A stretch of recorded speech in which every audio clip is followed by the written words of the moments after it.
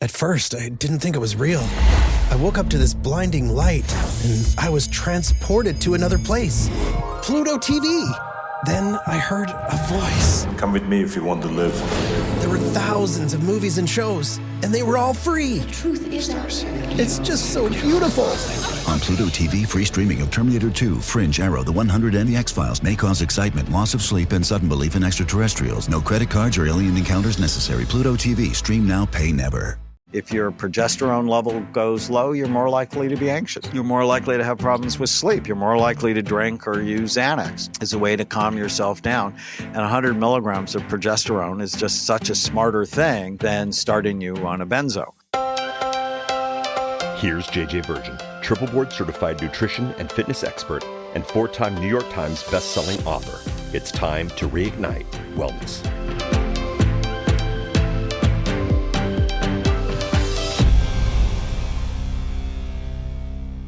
Hey, it's JJ here. I am really excited to do this interview today. So I've got my son's doctor, Dr. Daniel Amen, who has been instrumental in helping him recover from his traumatic brain injury. And also, I took him to him early on when Grant was first starting to struggle with some different kinds of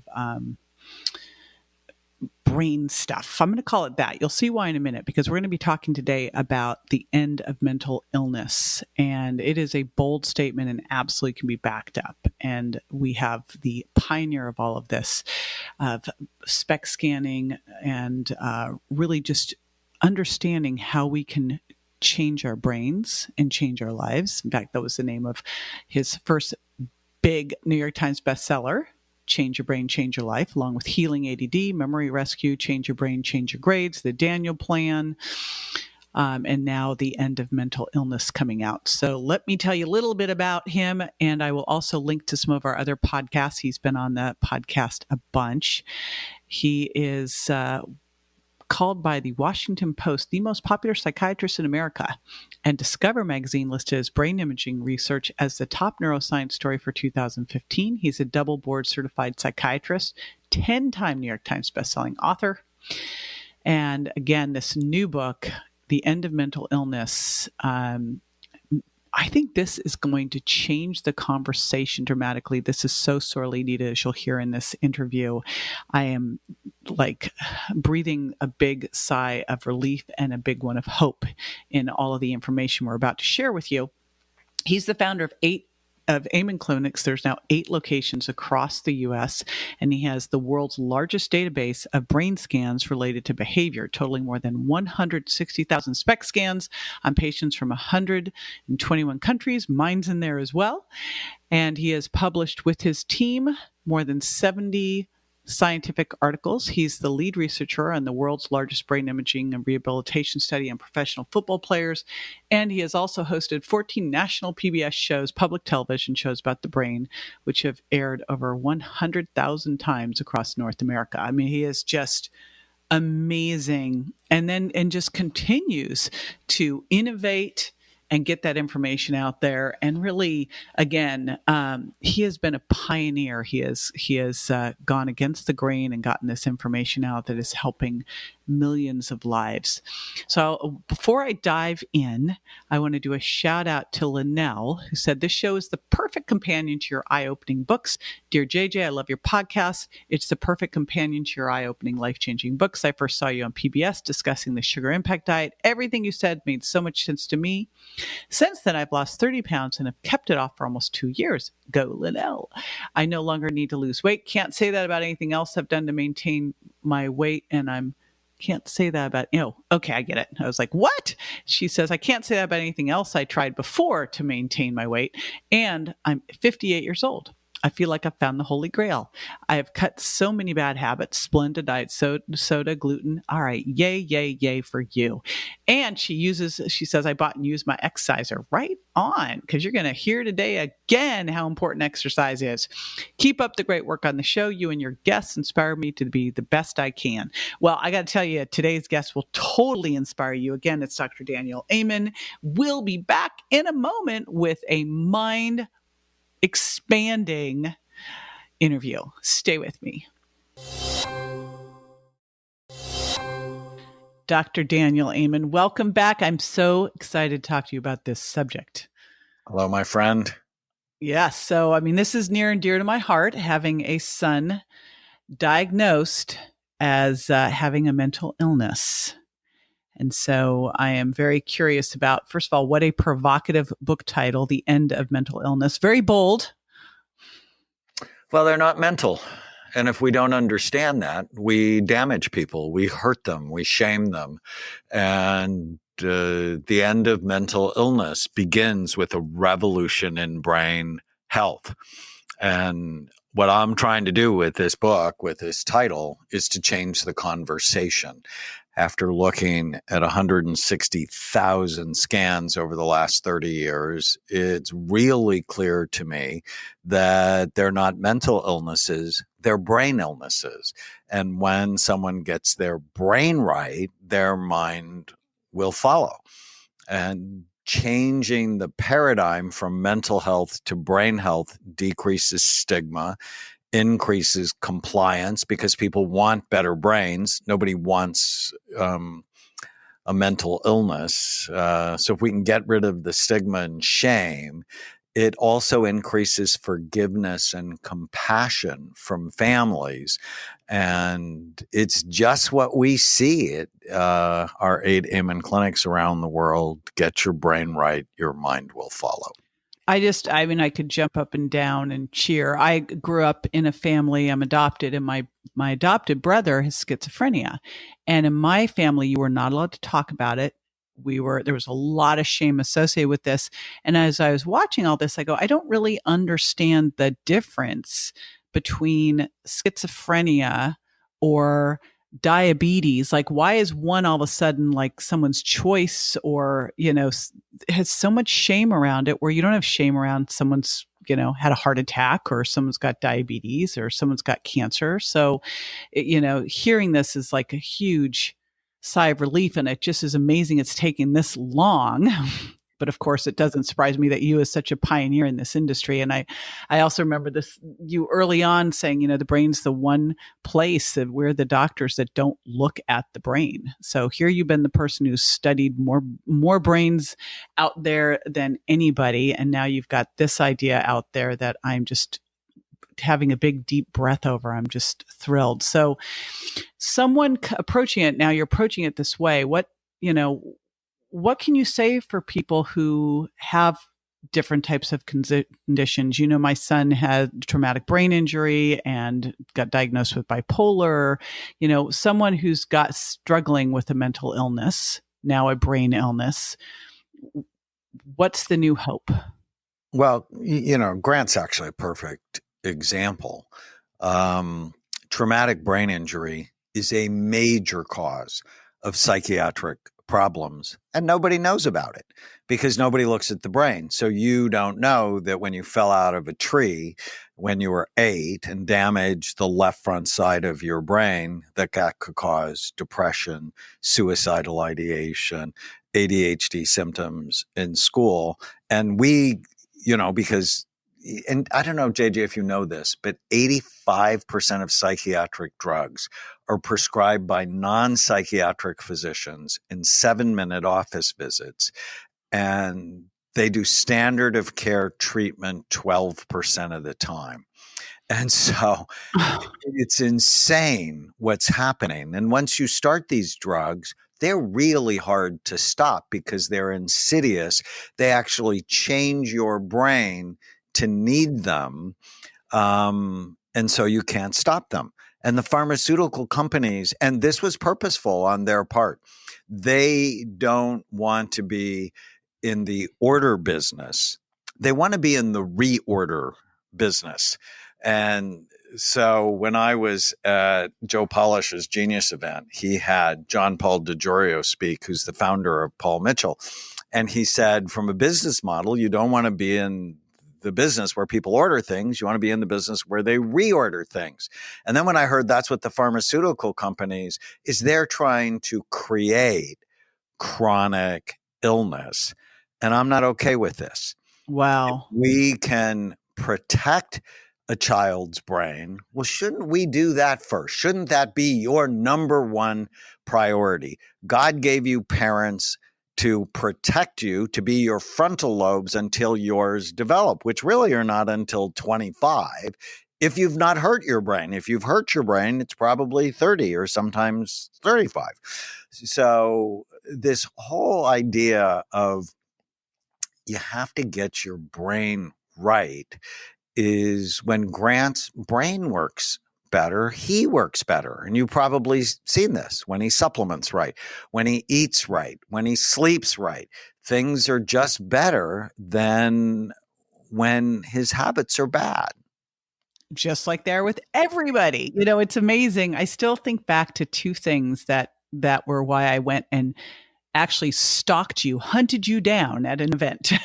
And the first one was when we started having issues with him. And I remember I got a call from school and they said he's climbing the walls.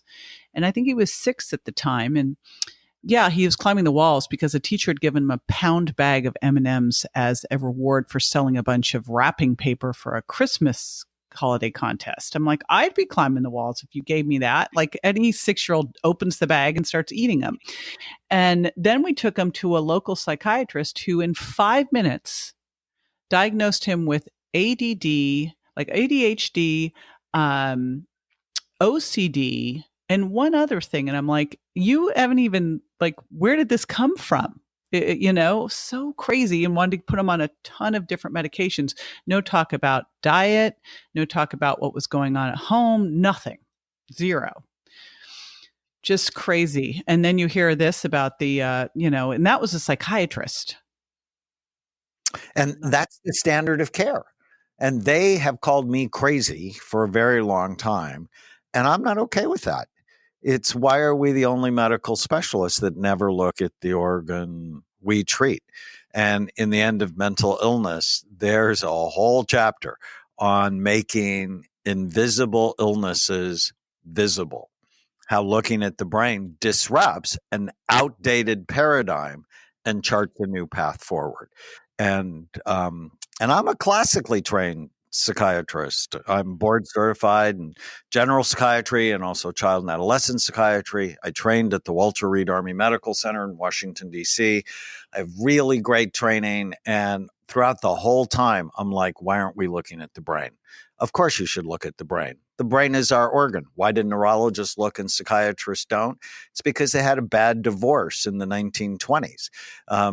Neurologists got the brain, psychiatrists got the mind, and we lost because these are brain illnesses. If you just think about it, your mind is vague and it's hard to define. And that's why, outdated theories like psychoanalysis became popular because there was nothing to grab onto. So they were basically grabbing straws. Your anxiety is because you didn't get to marry and have sex with your mother. I mean, that's just lunacy. I just didn't know this about neurology and psychiatry getting divorced. That just seems like the craziest thing ever.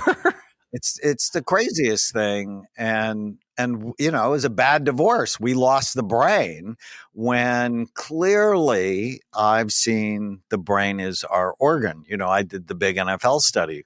When the NFL was lying, they had a problem. And what we found, high levels of damage, but in our football players, some world-class athletes, they have a 400% increased risk of depression.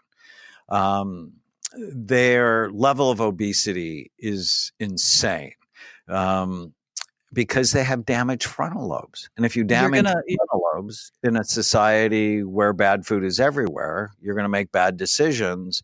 And did you know half of them get divorced or file bankruptcy within 3 years of retiring? Oh, wow. I have to share this one with you because I had a friend, I'm not going to name her name, but we went out to dinner and she came in and I thought she was bringing her ex-NFL football player husband with her. And she walked in with a new guy, her new boyfriend. She's now separated, living separate from her ex-husband because he's so angry, violent, depressed. And I go, well, wow, sounds like, brain injury issues. Oh, no, he didn't hit his head. I go, he was a football player.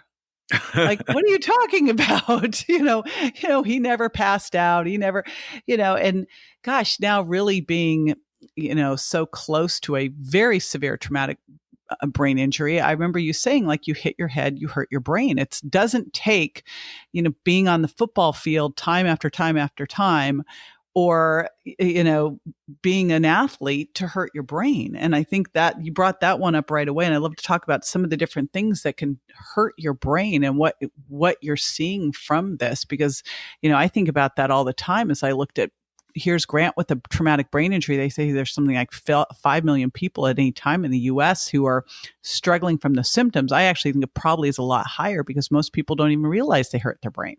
Yeah, no, it's way higher. Every year, 2 million new people have a brain injury in the United States, and most of them live. So that means over the last 40 years, there's 80 million people probably still walking around with the effects of traumatic brain injury. And 91% of the time, according to our study, it affects their frontal lobes. So why should you care about your frontal lobes? It's sort of the guardian angel of your brain.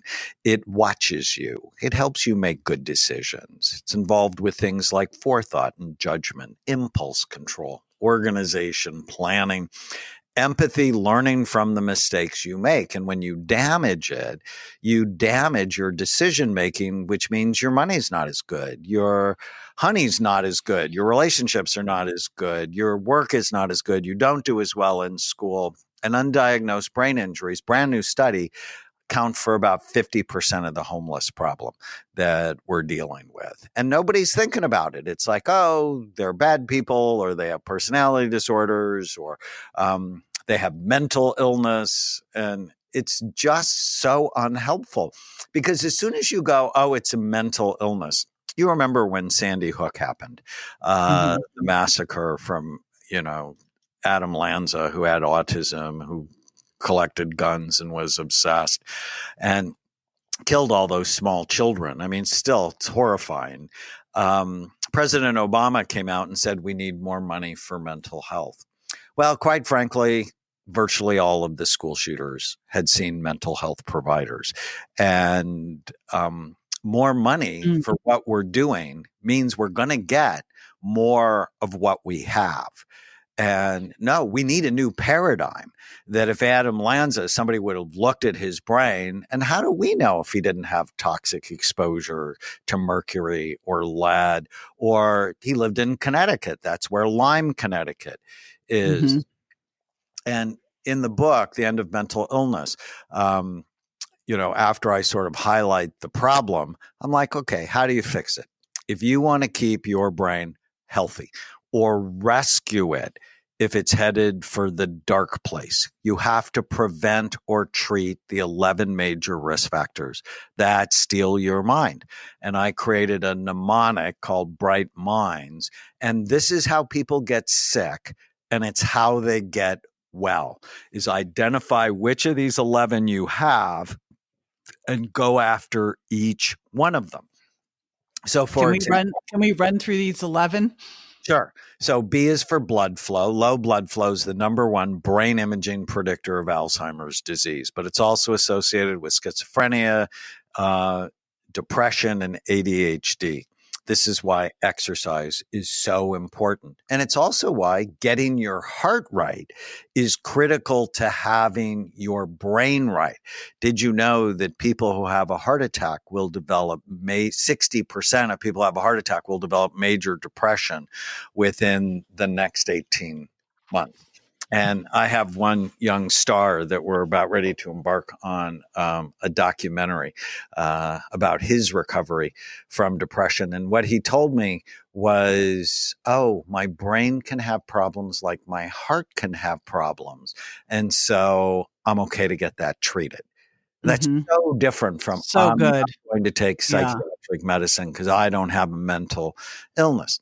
The R in Bright Minds is retirement and aging. When you stop learning, your brain starts dying. So new learning needs to be part of everything we do just to keep the brain young. And there I talk about the hippocampus, seahorse-shaped structure deep in your brain that's involved in memory and mood. And every day your brain makes 700 new baby seahorses. So stem cell production happens there. And you're either growing them or you're murdering them through your behavior. I is for inflammation.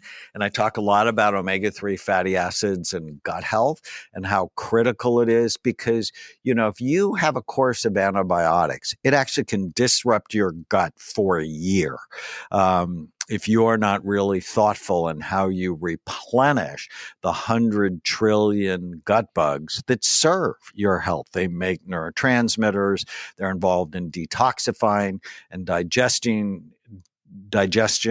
They help with hormones. And when your gut bugs are bad, you're anxious, you have brain fog, you're depressed. The G is genetics, but we have genetics all wrong. People think, oh, I'm fat because of my genes. It's like, no, you're fat because of your habits. Genetics, you should know your vulnerabilities, and they should be a wake-up call rather than a death sentence. So in my family, I actually tried to get my brother to you. I have bad genes. I have a brother and a sister that are 150 pounds overweight, but I'm not. Why? Because I don't give in to the behaviors making it likely to be so. H is head trauma, as we talked about. T is toxins. So yes, drugs and alcohol, and I'm horrified. Many people think alcohol is a health food. It's directly toxic to your brain. Marijuana is not innocuous. I mean, I'm a fan of legalizing it, but the CBD craze sort of makes me crazy because everybody thinks it's innocuous, and that's just not my experience with it. It's like, oh, it's a plant, and heroin comes from. Yeah. That doesn't. The fact it's a plant does not make something innocuous. Oh my gosh! But it's not just drugs and alcohol; it's mold. Mold is a major cause of psychiatric problems. So Dave Asprey is a friend of both of ours, and he got a SPECT scan 14 years ago, and his brain looked devastated. It turned out he was living in a mold-filled home, and 13 years later, his brain was dramatically better.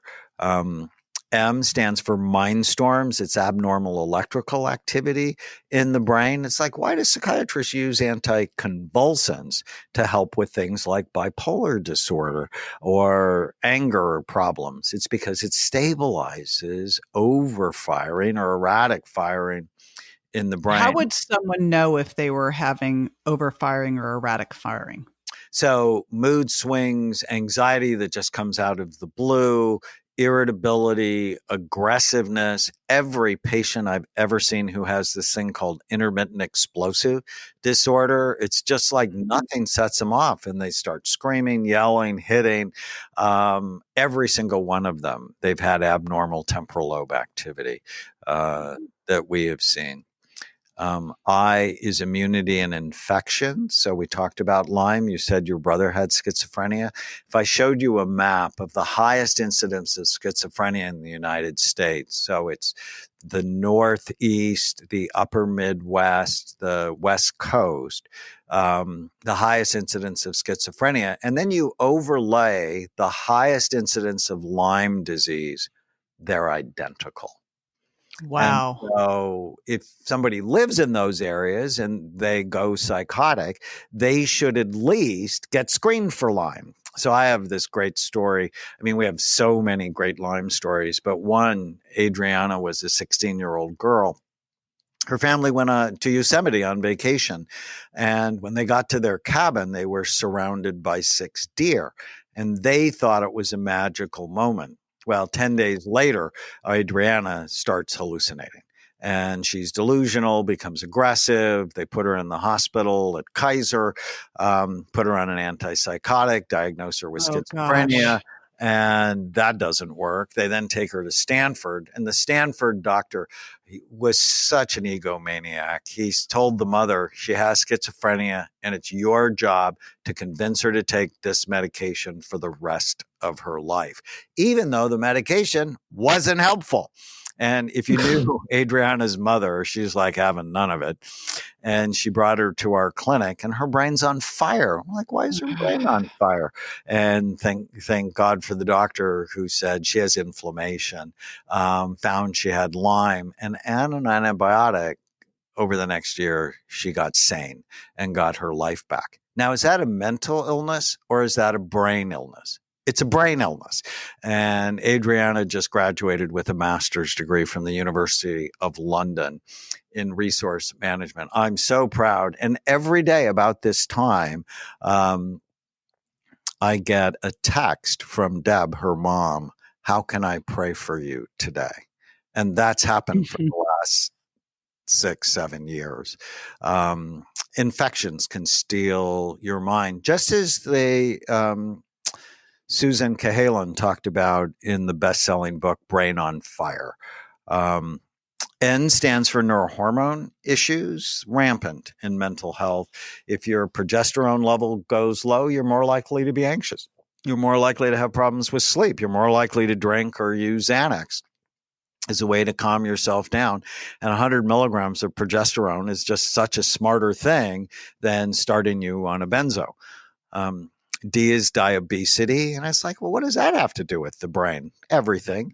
As your weight goes up, the size and function of your brain goes down. And it's associated with depression, with anxiety disorders, with low self-esteem. And now we know it's a major risk factor for Alzheimer's disease. I published 2 studies that show as your weight goes up, the size and function of your brain goes down, which should scare the fat off anybody.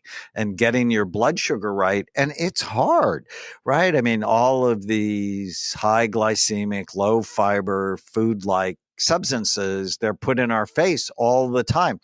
And, you know, somebody just gave me this big gift basket of bagels from this famous place in New York. And I'm like, why do these people why Don't are they know me? They hate things? I mean, when you really understand it, it's a weapon of mass destruction. And so getting your blood sugar right, getting your weight right. And S is sleep. Children who sleep just an hour less on average than their peers have a higher incidence of depression and suicide. So I don't want to call these things mental illnesses anymore. I hate the term. I've hated it for 40 years. I think it is shaming, and shame on us for doing that to people when clearly they're brain things. But if you're wed to making diagnoses based on symptoms in 5 minutes, like what happened to your son, we should just be embarrassed by that. And I'm embarrassed for my colleagues. And I'm like, no, we're going to do things differently. I'm just betting though, like when you look at your colleagues, it would be so frustrating to be trained in that paradigm and feel so helpless. Like what you just outlined here is absolutely genius. And it just shows you that you can't pull the brain apart and say, you know, here's mental illness over here. If something's going on with your GI, if something's going on with your blood sugar and your hormones, all those things will impact your brain as we know this. It just no one's been putting it all together, which is crazy in itself. And I would imagine as you review this, I mean, this should be foundation. Like this is foundational medicine. And the cool thing is you fix these things as you go through this whole list and figure out which of these things are issues. And when you fix these, it doesn't just fix your brain, right? I mean, it's like it's fixing everything. So if you had a higher risk for diabetes or cancer or heart disease, or all these things are going to improve together. You don't just pull the brain out. Who doesn't want that? Everybody wants that. It's just, the crazy paradoxical thing is you go in with a mental illness, you're given a medication that if it can stabilize that issue, it doesn't fix it. And it wasn't a deficiency in that in the first place, it's going to create all sorts of problems. I mean, when I first started studying pharmacology, it was just like, how do I offset all this terrible stuff that these medications that aren't really fixing anything are doing? One part of the book I think you'll really like is I have this writing device that says, if I was an evil ruler and I wanted to create mental illness, because if we know how they're created, we can prevent them.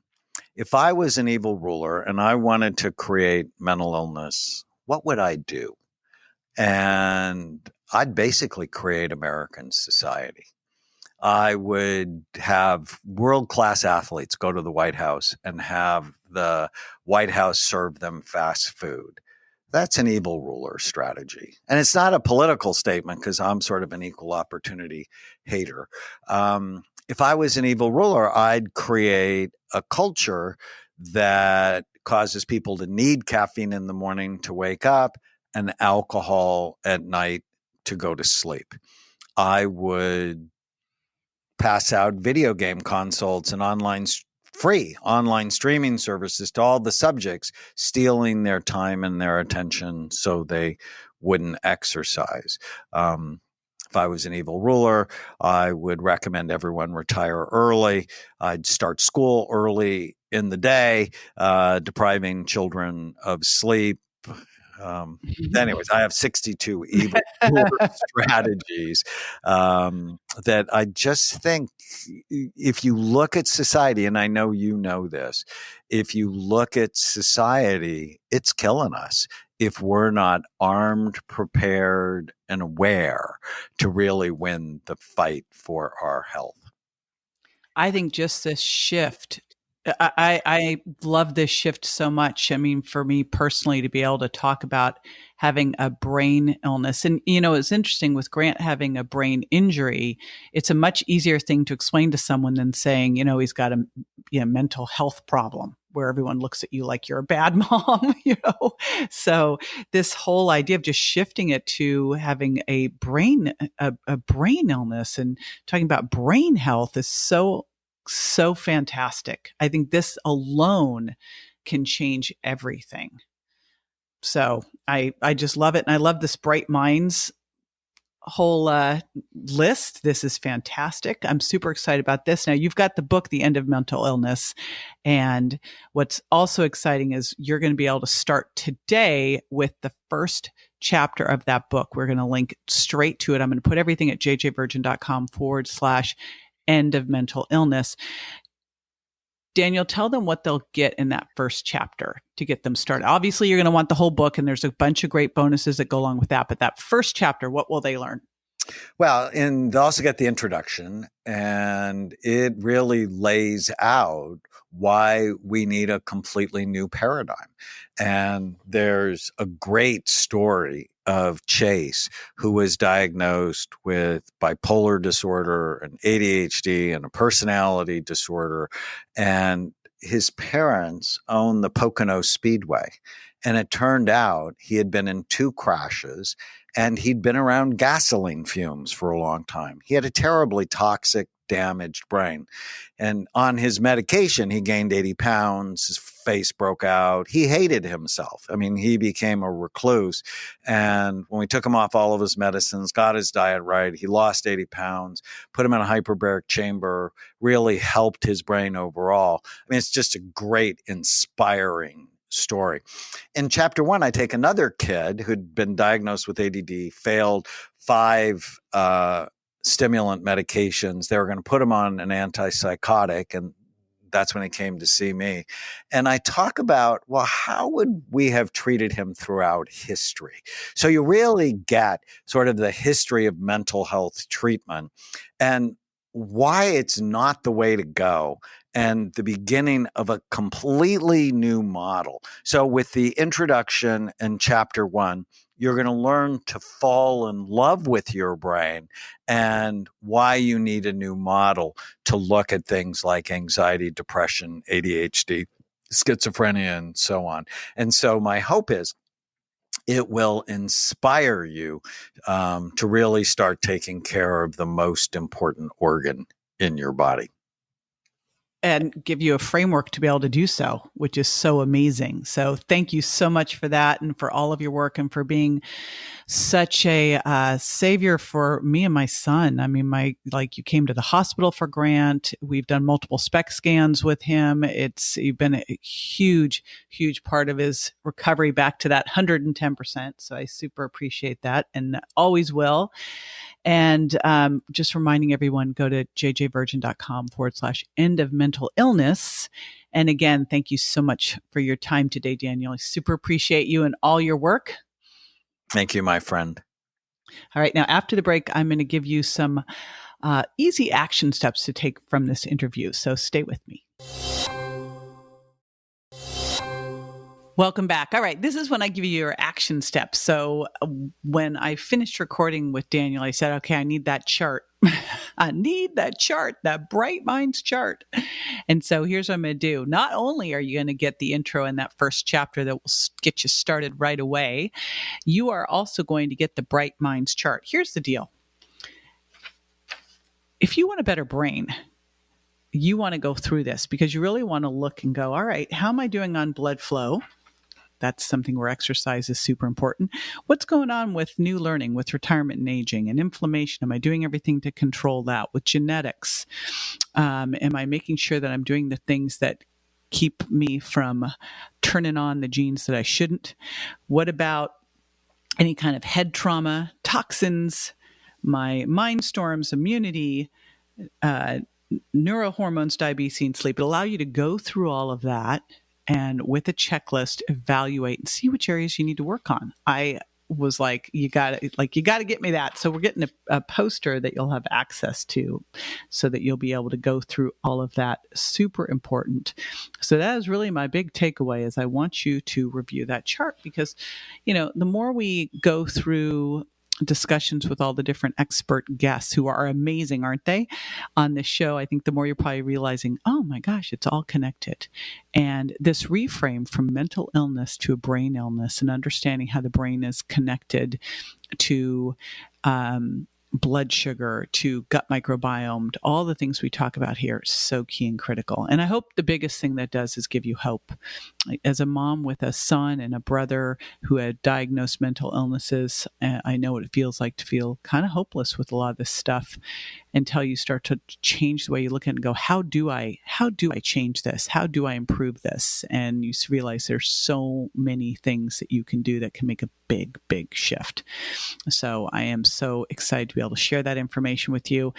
And of course, a big ask, if you've loved this as much as I have, will you please jump on and rate and review? It helps a lot, and share this information. It's so important for this to get out to everyone. This is such a major topic. I know it's near and dear to my heart, but I'm pretty sure that if you know anybody, if you've got friends and family, if you're living on this earth, people who are struggling and suffering. And my goal is to help 1 billion people get and stay healthy and end the suffering.